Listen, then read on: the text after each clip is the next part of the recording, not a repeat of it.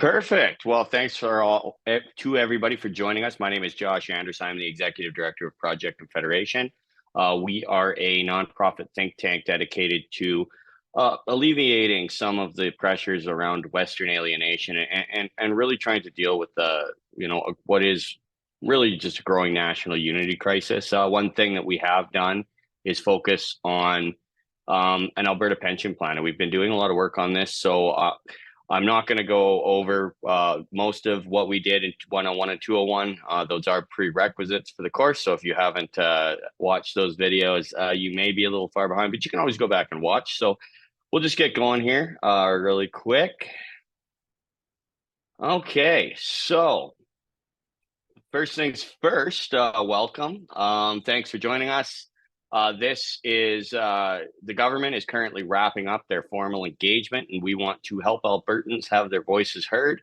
Today, we will be filling out the Alberta Pension Plan Public Engagement Panel Workbook and answering any questions that you might have while doing so.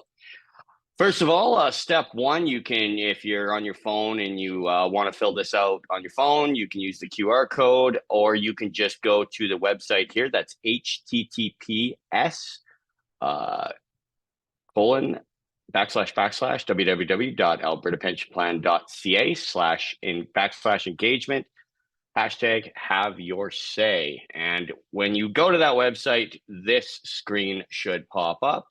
You're going to want to scroll down, and I will jump over. I do have it open here. So as you can see here, this is what pops up. If you scroll down past the little walkthrough here, you should see this little fillable workbook.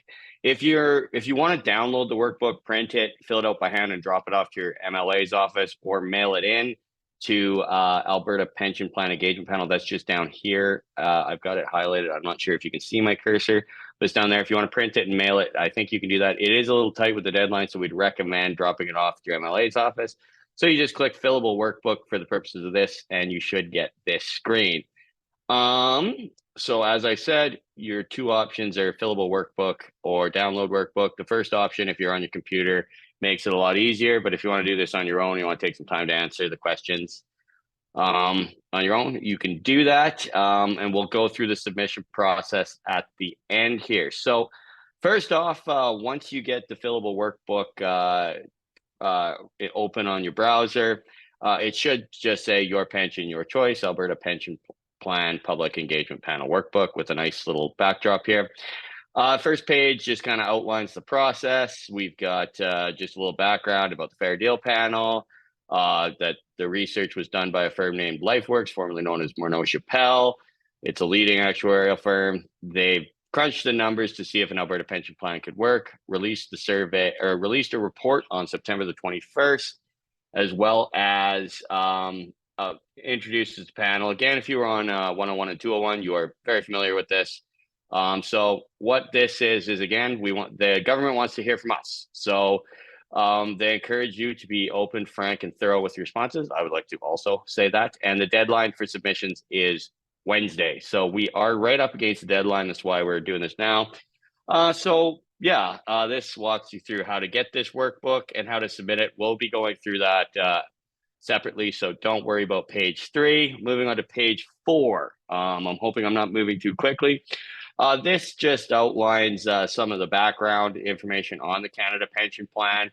The CPP is run by the Government of Canada. They take contributions from mandatory contributions, which is called a payroll tax, from every Canadian, and then pay out a benefit to retirees.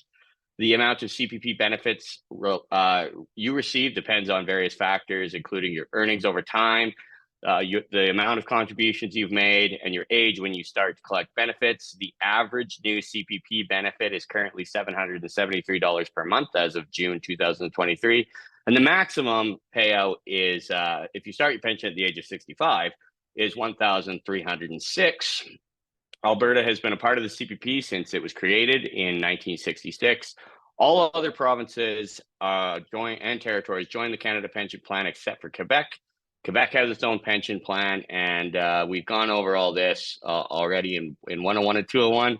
The CPP is governed by the Canada Pension Plan Act, as we will have talked about. It also, the Canada Pension Plan Act spells out the process in which provinces can leave. Alberta has a right to exit the CPP if that's what we want to do. But if we did so, a few things would need to happen. Number one, the Alberta Pension Plan would need to provide Albertans with a pension and other CPP-related benefits, like disabilities, that are not lower than the CPP. In other words, we cannot shortchange our seniors, because that would be against the Canada Pension Plan Act. We would also be entitled to our share of the CPP assets according to the legislated formula, which would be transferred to the Alberta Pension Plan. Alberta would need to give notice that it plans to exit, and we would need to have our Alberta Pension Plan operational, ready to go on the first day of the third year after our province gives notice. So again, this is a process. This isn't going to happen overnight. So it's important that we go through this one step at a time. And again, the Alberta government in the fall of 2023 introduced the Alberta Pension Plan Protection Act, which requires the Alberta Pension Plan to have benefits and contribution rates equal to or better than the CPP, to hold a referendum prior to moving to an Alberta Pension Plan, and to use the assets transferred from the CPP only to establish and operate an APP. So it cannot be used for anything except for the establishment and operations of an Alberta Pension Plan. Keep in mind that the bill has not been passed at the time of this publishing of this workbook. And yes, so the government's website issues a possible referendum timeline of 2025. Again, the government has committed to determining verified pension numbers before and if a referendum is held. Page 5 outlines how does this make sense? And first of all, Alberta Pension Plan could securely provide Albertans with the same benefits as the CPP, doing so at a lower cost. With our demographics coming into play, we're only 16% of the contributor base of the Canada Pension Plan, while we have only 10% of the retirees, or what would be classified as expenditures from the CPP. So that divergence plus our average earnings are higher, which means we contribute more on average to the CPP. So that is where the math makes sense. The savings that allows us for is about $5 billion in the first year alone, depending again on that final transfer amount that's calculated by the chief actuary. We should have that number in the fall. They are currently figuring out terms of reference. They're in the process of appointing 3 actuaries to a panel to discuss the terms of reference of making that calculation of the initial asset transfer. The LifeWorks report outlined that Alberta's total contributions minus total expenditures, which is how much has been paid out. You also have to include investment income and management and our share of management fees in there as well. That's about $334 billion.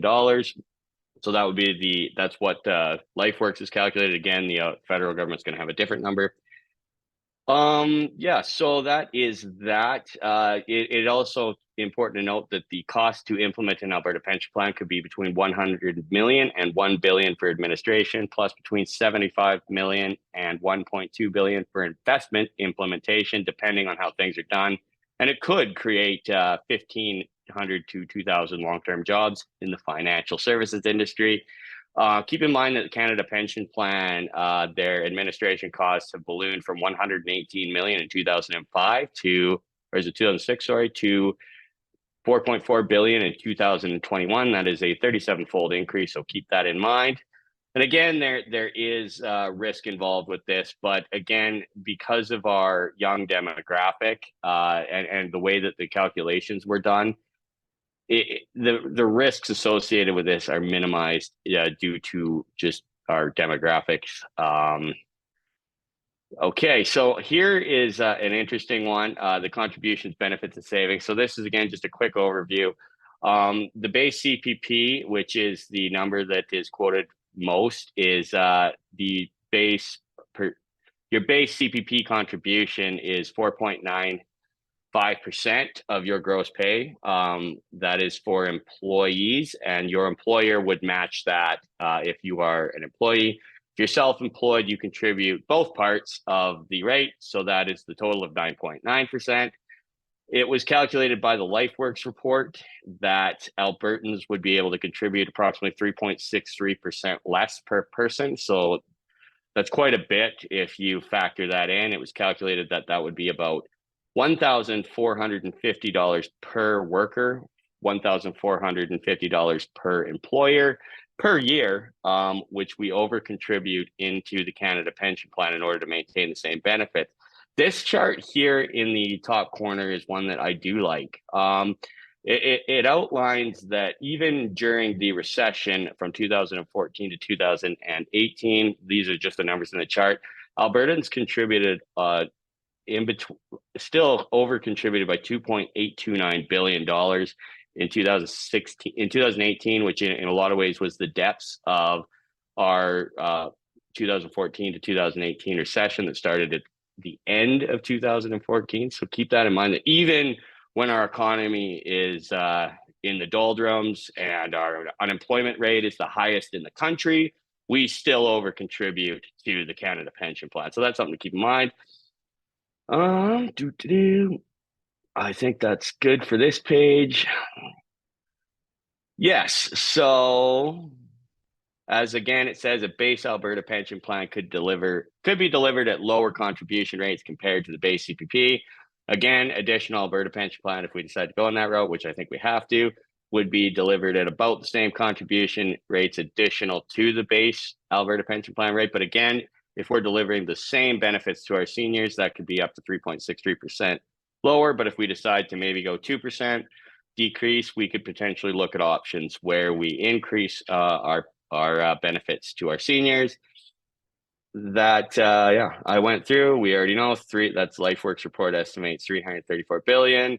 We already talked about the $1,425. Again, a lower transfer would mean lower savings. So the government so that's just in terms of the initial asset transfer. So if the federal government determines that we are owed less, I imagine there will be some court proceedings that go along with that as well. But if the less we get means lower savings on a yearly basis, so that would be less than the 1,425, but it would still be pretty substantial. The report does have calculations. If you go back, I think it's in Pension 101, we go over that. So if you want to go back to that, that's pretty good. Okay, so we should be on page 8 here, and this is the first interactive section. This is so if you're filling this out, you have an option, as you can see here, left to right is 0 and 100, 25, 75, 50, 50, which is what I have selected, 75, 25, 100, and 0. So the question is, what would be most important to you? Lower contributions, higher benefits, or some combination of both? Using the scale and space below, tell us how you would strike the balance. Higher pensions on the left, lower premiums on the right. So in this case, if you want, if you were considering, this is your recommendation. So mine is 50-50. You can choose what you want. So if you want to see pensions higher, with contribution rates remaining the same, so that 9.9% number that we talked about, you could put 0 and 100. If you want 25% of the savings to go towards lowering the contribution rate and 75% to going to increasing the benefits to seniors, that is an option. If you want 50-50, which is what I selected, which would be, again, 50% of the savings going to lower contribution rates and 50% going to increase benefits, that's an option as well. If you want 75% contribution rate decrease with 25% of the savings used to increase pensions, and so on and so forth. So that's pretty straightforward. Move on to the next one. Okay, so Alberta's share of pension assets, we did mention this. That is that $334 billion initial asset transfer. And it's actually interesting because this is based on a formula that's in the Canada Pension Plan Act. As you can see here, in this little box, it says the amount to be paid to government of province, of a province leaving the Canada Pension Plan, is the total amount of all contributions credited from employees of a province, plus the part of the net investment return of the investment board and all interest credited or accrued to the credit of the account.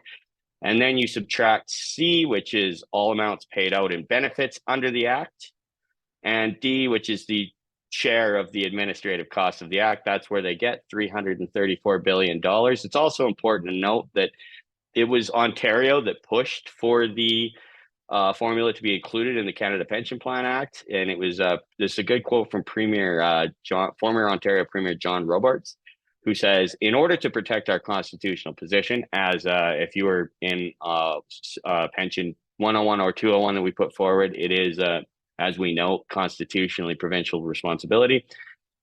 In order to protect our constitutional position, we ask that the legislation provide that we should be able at any future time to leave the Canada Pension Plan and to be placed in precisely the same financial position as if the province had operated in an identical but separate plan from the outset." So that's the way this is designed, is that any province that's leaving should not be, or should be in a position that it would have been if it never joined. And that is where they got this formula. So thanks, Ontario, for that. Then we'll just slide to page 10 here. And this little chart is actually a very interesting one, and it is it's in the LifeWorks report on page 50. It outlines the comparison of Alberta and the rest of Canada's historical base CPP net cash flow. So how much is going in versus how much is going out. As you can see, the first, we'll say 15, 16 years, the rest of the country had a positive, and Alberta was slightly more positive, which meant that we were putting in more than we were taking out, and that's pretty well national. And then starting in about 1982, the Canada Pension Plan started running a deficit. What that means is that from a period of 1982 to 2000, we were, as a country, contributing less than we were taking out, which when it comes to savings is usually a problem, right? If you're spending more money than you're saving, you're not going to have as much. So there were reforms in 1997 which changed which increased the contribution rate to the 9.9%. Now we've, in 2019, added additional CPP, which was again to address concerns of shortfalls in the program.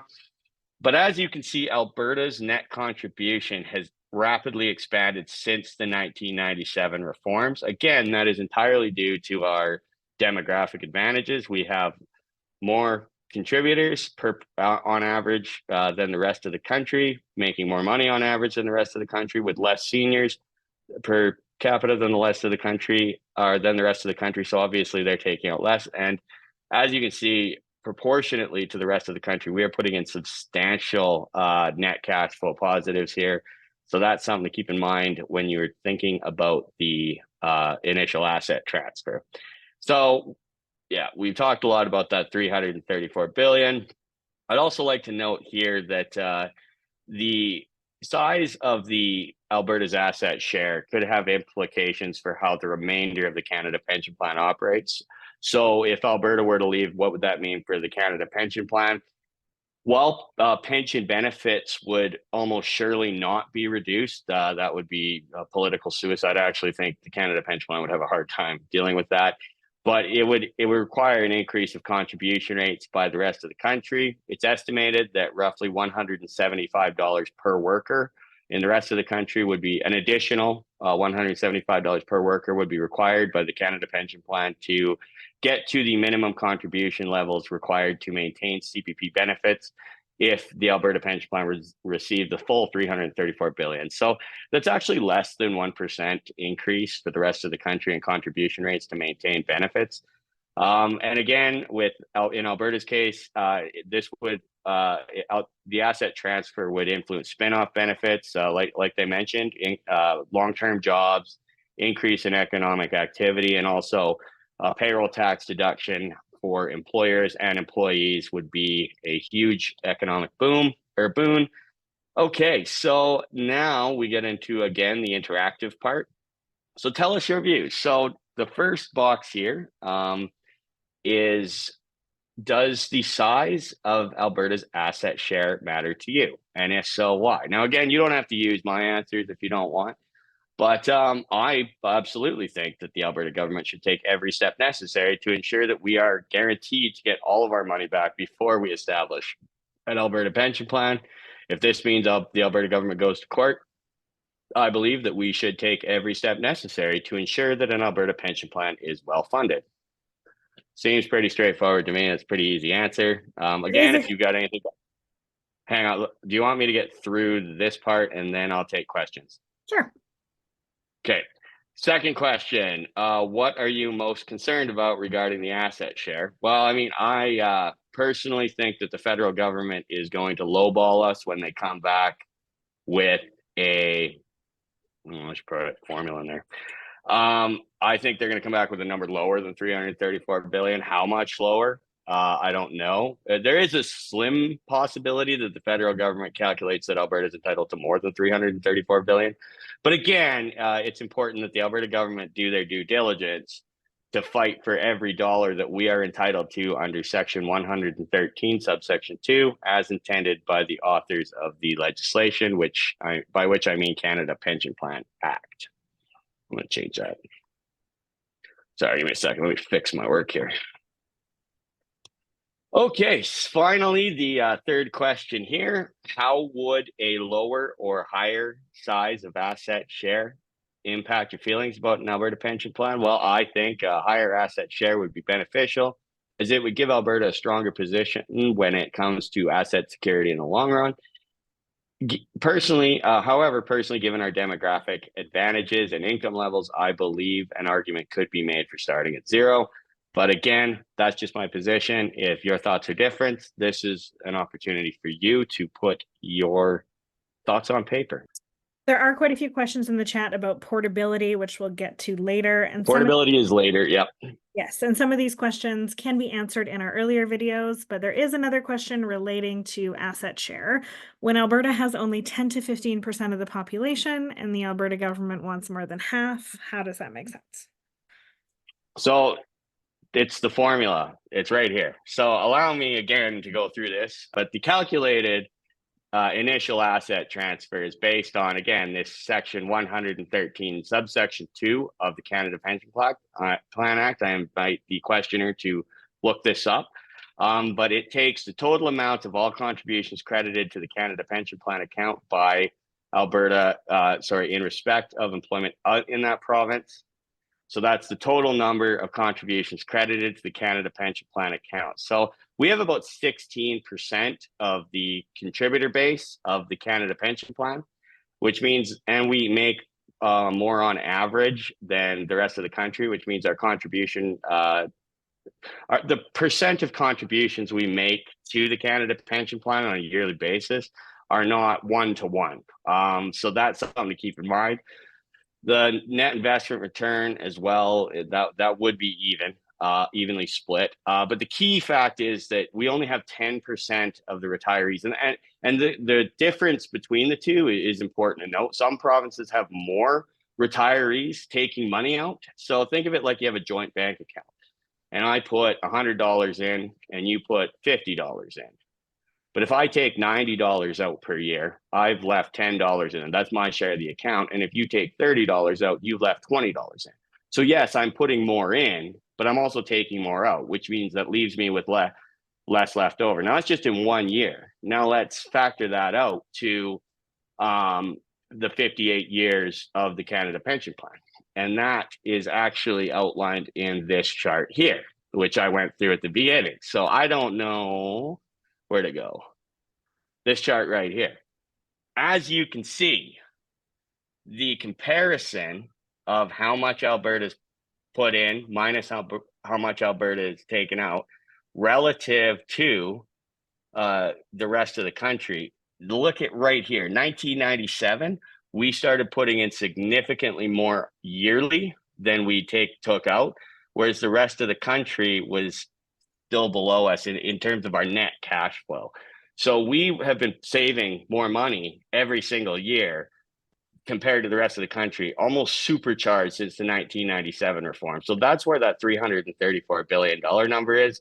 That's just cash flow. It's just basic cash flow. So if you understand how money comes in and money goes out when you're saving, if you're spending more money than you're bringing in, you're not going to have any money in the bank. But if you're not spending as much money as you're taking in, you're going to be able to save, right? And so because of our demographics, we've been putting more money in and taking less out, which is where you get that number. Okay, taking care of pension assets. Okay, so today the Canada Pension Plan's assets are managed by the Canada Pension Plan Investment Board, which is a independent arm's length body that does not allow government interference in its operations. They are appointed by the Federal Minister of Finance with recommendations from the provinces. The Canada Pension Plan Investment Board gets its power from the Canada Pension Plan Investment Board Act, and again. So this outlines exactly how the CPPIB must operate, including rules about who may be on the board, conflicts of interest. It does allow, again, investment independence is crucial to any pension plan, especially when it comes to government involvement. But I'd just like to note that this actually was a relevant news story because in November, December, I think it was, Canadian Finance Minister Chrystia Freeland essentially tried to publicly convince or we'll just publicly convince is a nice way to say pressure, but to invest more in Canada, to which the Canada Pension Plan Investment Board said, it's not a very attractive place to invest, make it a more attractive place to invest, and we might consider it. So there are certainly, it's important to note that there's a degree of separation between government and pension board investment regulations. So that's something to keep in mind. And that's something I think that we should definitely be pushing for in the establishment of any Alberta pension plan. Without proper guardrails defending investment, defending the assets from government intervention, you're going to get, well, number one, I think we lose the referendum because that's not going to be very popular. But number two, this is about our retirement. And when it comes to retirement assets and asset security, I think that's absolutely essential. No government, whether it be the provincial government or the federal government, should be able to direct pension assets, period. And that's something that we're going to have to focus on. And that's something that I'm definitely going to be pushing for.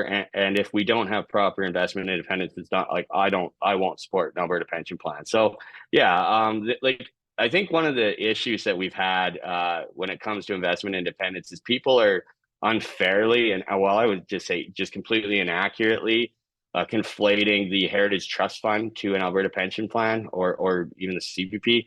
The Heritage Trust Fund is actually supposed to be a rainy day fund. Like, it's not there as a retirement savings account. It's there to paper over deficits during periods of economic troubles. The issue with the Heritage Trust Fund is that the politicians had a tendency to redefine rainy day and spent the money. But yeah, no, they're not the same thing. The Heritage Trust Fund is separate. This is a pension fund. It is not. The government it should be operated at arm's length, and that's something we're absolutely going to push for. So I'm not going to go into the details of this because, again, we went through this in 101 and 201. So a similar structure is used in Quebec as well. They have the Caisse, I don't know how to pronounce this, but Caisse de dépôt et placement du Québec, which manages the QPP assets. It has a mandate to achieve optimal returns, but also to contribute towards Quebec's development. Section 4.1 of the Act, respecting the management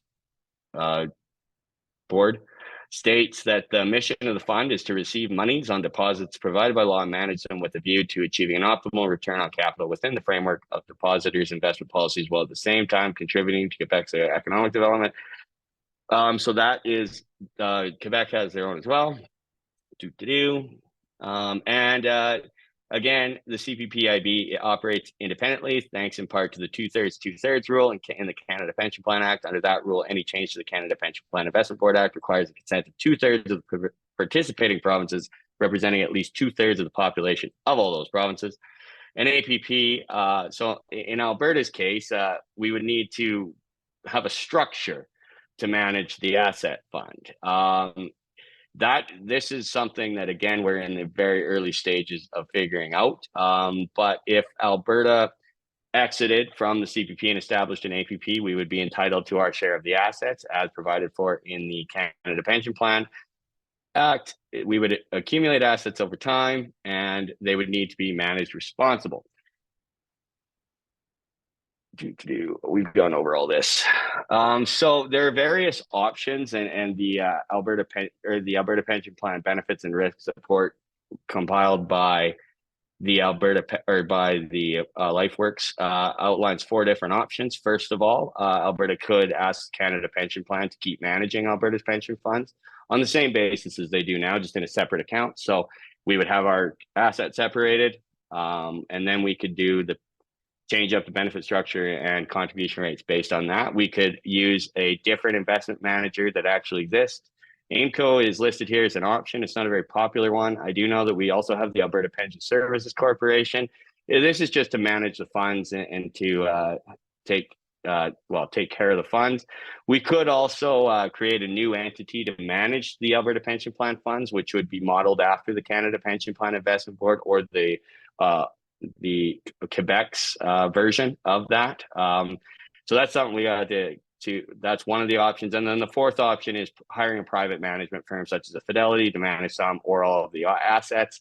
This does raise a number of issues for people, but such as how to protect the funds so that people's pensions are secure, how the funds might get used or invested, what the investment mandate should be, what level of independence the investment manager should or should not have, and what level of reporting and accountability should there be. So the next step here, we do have the tell us your views section based on the prior section. Tell us your views. So, for example, first question, if Alberta exited the CPP and started an APP, how would you want the pension assets managed? My answer is Alberta could establish an APP with a mix of different investment strategies. However, investment independence is essential when it comes to asset management, as I've made clear. The establishment of an Alberta pension plan could be complemented by the expansion of an existing pension services administrative arm, such as the Alberta Pension Services Corporation, as well as a portion of the assets could be allocated. I actually believe that further study should be required done on this in order to properly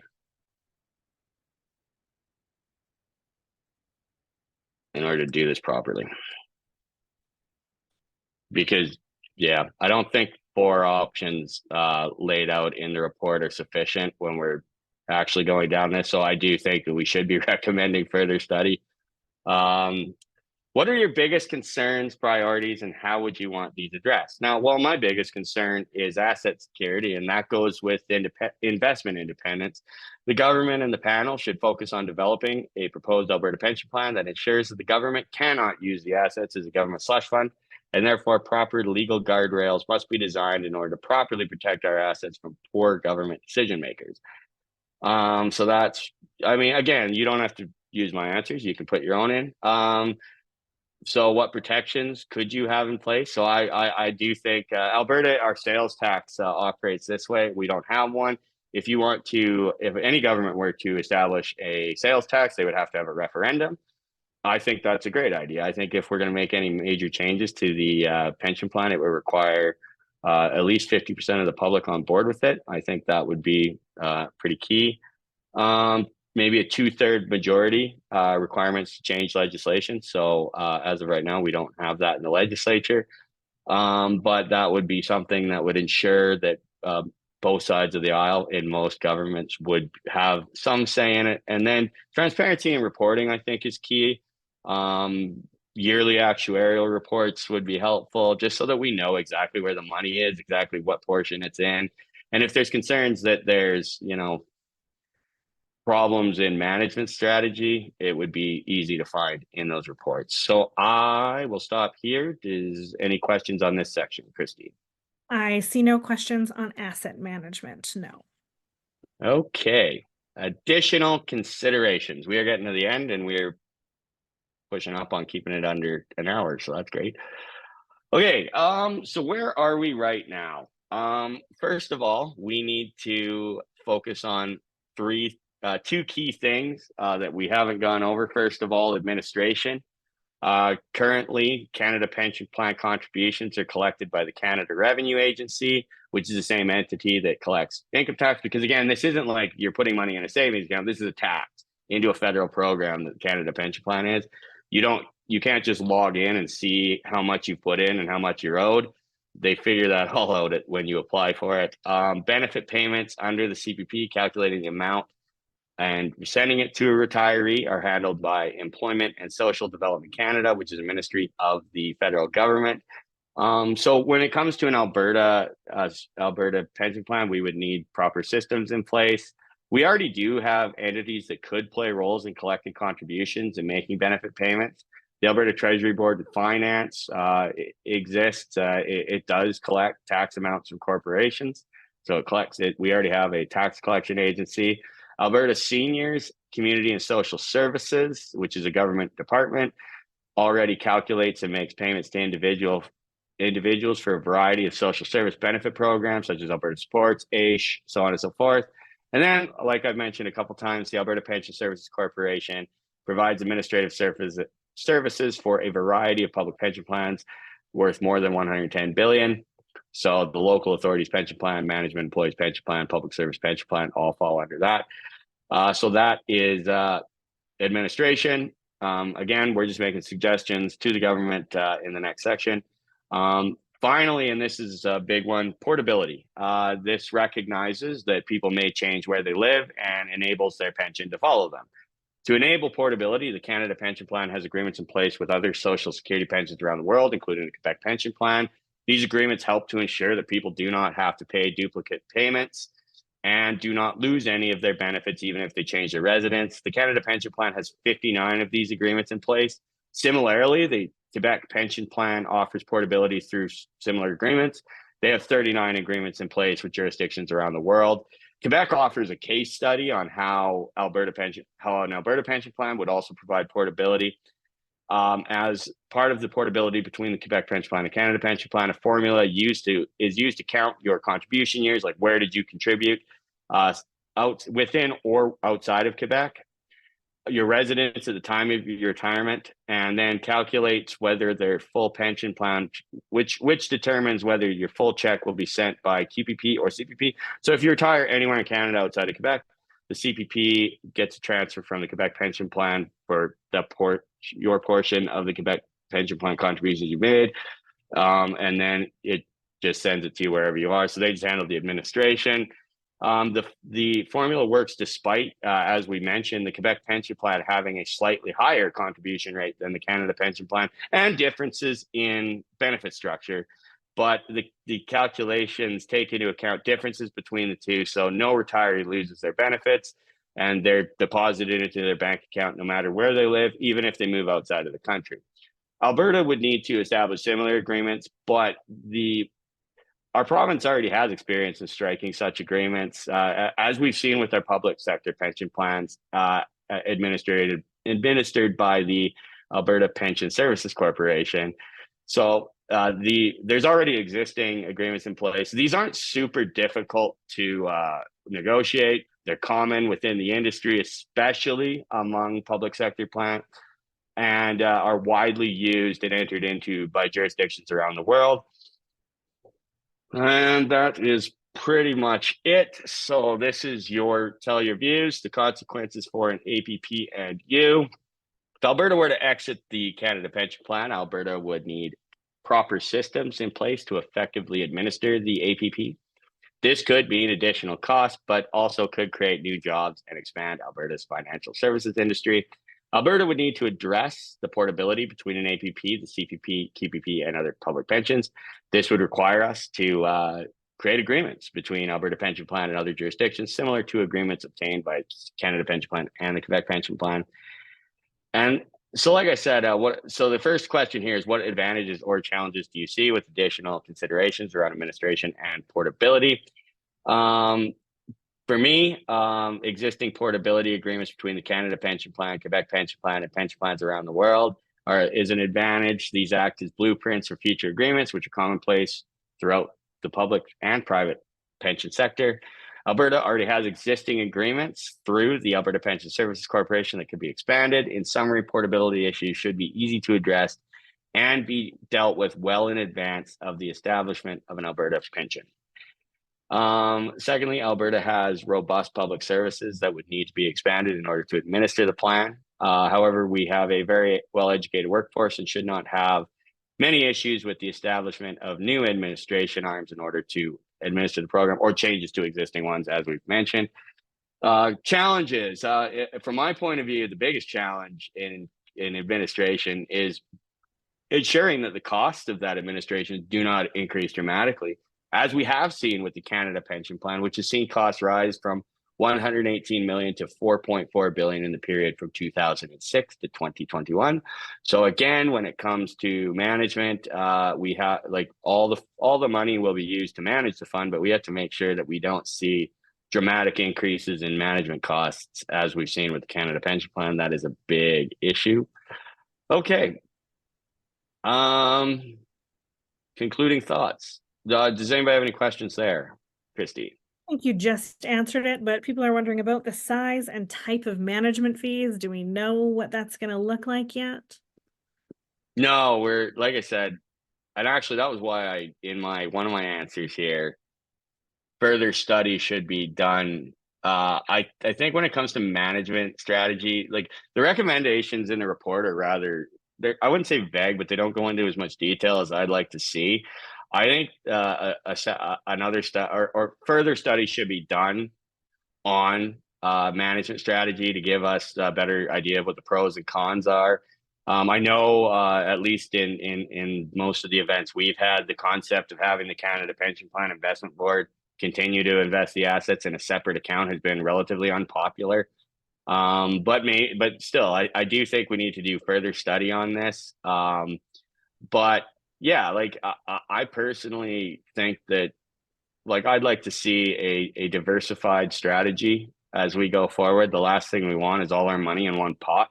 So it's something that yeah, I think that we need to do more research on that. So I think that's definitely something you can put in your concluding thoughts. But that is something, and again, like this is an ongoing process. So part of the engagement process is the panel's going to get feedback on where some of the holes are, where some of the areas maybe their communication isn't getting through. I mean, there's a lot of miscommunication in opposition, such as you'll lose your pension when in fact that's illegal to do.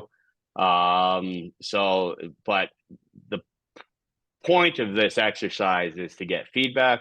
My feedback to them would be to do a little bit more research into management strategies and maybe do a deeper dive into why the Canada Pension Plan's management fees have skyrocketed over that 15-year period. That's like I said, a 37-fold increase in costs over 15 years. Like we're not talking 37%, we're talking 37,000 or 3,700%. So that is a ton. Anyways, I think that's it for that. That's all I got there. Do you have any thoughts on having a defined contribution plan option with no administration cost and surplus at the end of life going to beneficiaries? I think we'd need to know what the initial asset transfer is before we start looking at specific details like that. Like we're going from a pay-as-you-go pension to a pay-as-you-go pension. We would also need to look at target asset to expenditure ratio. So there's still a lot of math that needs to be done. But again, the higher the initial asset transfer, the better options we'll have moving forward. So if you, again, and it's right in here, like, does the size of Alberta's asset share matter to you? So whoever asked that question, put that in here. Throw it in everywhere, because again, like if the federal government shortchanges us and we just walk away from it, I think and we don't try and get everything that we're entitled to under Section 113, which is again right here. I think that's a waste. So yeah, that is something that again, I think we'd have to, we need to know what that initial asset transfer is. And we do have there's processes underway. It's going to take longer than I think most of us want, but it's a process we have to go through. So I think, yeah, if that is something you want to look at, again, that would be tied to the initial asset transfer, because if the more money we have, the more options we have, right? So, okay. Concluding thoughts. This one's easy. We know this workbook has probably given you a lot to think about. Take time to reflect on the answers you've provided, including any concerns that you've raised and suggestions you've provided. If those issues and suggestions were addressed to your satisfaction, would you be supportive of moving from the CPP to an APP? Now, again, you can put whatever you want. I'm not telling you what to put. I put definitely, because I definitely think we should do this. I think we should do this if we get $0 from the federal government. But again, that would be a weakened plan. But just given our demographics and the fact that we're losing up to $1,425 on average per person per year in contributions that go to subsidized pensioners in the rest of the country, I think it makes sense to do this. But again, that calculation is based on the initial asset transfer. If you have any thoughts, additional thoughts, there's a nice little section for you to do. And again, these are completely anonymous. They just ask for the first 3 characters of your postal code. I don't know if mine is actually T2G. I should probably look that up. But that is the first 3 characters. What best describes your gender? I'm male. And how old are you? I am 34. So that's the numbers there. Okay, so now that that's done, we need to save the workbook. So I'm just going to do it on my screen. It seems easier. So you just go in. If you've got the same screen I do, there should be a little button here. It's got download. You click that with your changes, save. Mine's already saved, so we'll just click save. Yep. I did make changes. And then once it's saved, you submit the workbook. So I'll just do this here. So as you can see, this is the screen that we started on. The submit workbook is right here. So if you want to submit the workbook, you should get a pop-up like this. You can either drag and drop the file right in here, or you can click on it and you can click your APP workbook right there. And it should upload, and then you submit it. Click submit. So that's pretty easy. Does anybody have any questions about that? Looks like there's no technical questions about that, but if you run into any, I've also put our email address in the chat as well. If you want answers to all of those questions that we don't have time to get to tonight, that are things we've answered a bunch over the course of several sessions about portability and the like, and you can't find answers to those questions in either of our videos, do feel free to send an email to us, info@projectconfederation.ca. And for the portability questions, I think the workbook page 16 does a pretty good job of outlining it. If you have questions about page 16, but if you're coming at me and you haven't read it, I'm going to point that out to you. Sorry. Okay. If you are having trouble with your online submission, there are also ways that you can submit the hard copy. You can scan your printed copy and upload it to the link above. You can drop off a copy at any MLA office, so locations can be found here. So I'm going to click this link. Watch me do it. It pops up. Get your nice little constituency thing. You can put your postal code in. So I am going to put West Lethbridge. If you live in West Lethbridge, or if that was my postal code when I was going to university, I click here and it tells me my MLA's office, or she's not anymore, but she was, which is number 110-410. You can print out your workbook and drop it off at any MLA's office. Even if it's someone that is opposed to the idea, they still have to accept it. Or you can mail your workbook to Alberta Pension Plan Engagement Panel, care of Communications and Public Engagement, P.O. Box 1302, Station Main, Edmonton, Alberta, T5J2M8.